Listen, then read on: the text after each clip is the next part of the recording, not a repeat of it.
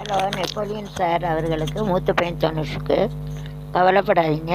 உங்களுக்கு கல்யாண வாழ்க்கைங்கிறது உடல் சம்மந்தப்பட்டதில் மனசு சம்மந்தம். 3 வருஷம் அவளை பிடிச்சி நீங்கள் கல்யாணம் முடிச்சிருக்கீங்க. அதனால் நீங்கள் அவ வந்து உங்களை தொட்டவங்க தரும் சுகத்தில் கூட அவங்களுக்கு சுகம் கிடைக்க சான்ஸ், உடல் நல்லா ஆக சான்ஸ் இருக்குது. அதே போல் நீங்கள் இந்து கிறிஸ்டின் ஏதாவது ஒரு சாமி வந்து நல்லா வேண்டிக்கோங்க, நேர்ந்துக்கோங்க.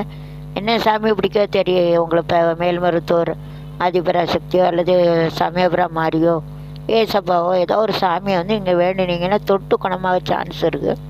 அதிசயங்கள்லாம் நடைபெறுது. இந்து முஸ்லீம் கிறிஸ்டின் ஏதோ ஒன்று உங்களுக்கு நீங்கள் எந்த சாமியை கும்பிடுறீங்களோ அவன் எந்த சாமி மனசில் வச்சுக்கலாம்.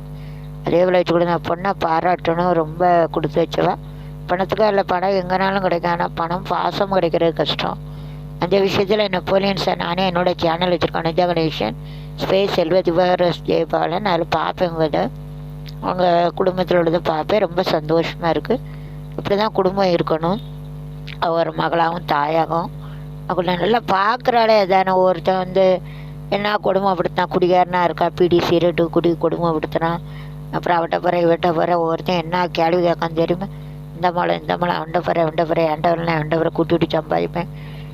சொத்துக்காக பொண்டாட்டியோட சொத்தையும் எழுதி வாங்குகிறான்.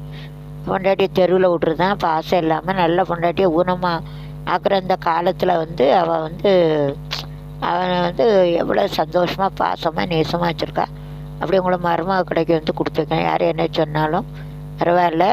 நல்ல ஒரு பொண்டாட்டியை வந்து ஒரு நல்ல காலுகை இருக்கவே என்ன கொடுமைப்படுத்தினான் தெரியுமா? பீடி தீரட்டு குடி தூக்கி போட்டு மிதிக்கான். பெரியமலை புண்டமலை குதிமலை அண்டபுரை ஆண்டவரில் குட்டி விட்டு சம்பாதிப்பேன்.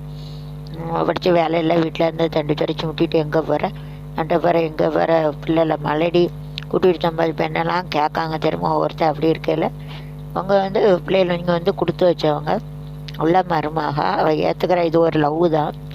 அதாவது ஒரு வாழ்க்கைக்கு வந்து உடல் மட்டும் காரணம் இல்லை, மனசு தான் காரணம்னு 3 வருஷம் அவனை புரிஞ்சு அவன் இறக்கப்பட்டு அவளுக்கு இந்த நல்ல பணியோட செய்கிற மருமக கிடைக்க கொடுத்து வைக்கணும். அதில் கடவுளை சிறு குறை கொடுத்தாலும் உங்களுக்கு வந்து ஒரு நல்ல மருமங்கிறது கிடைக்கிறது வந்து கஷ்டம்.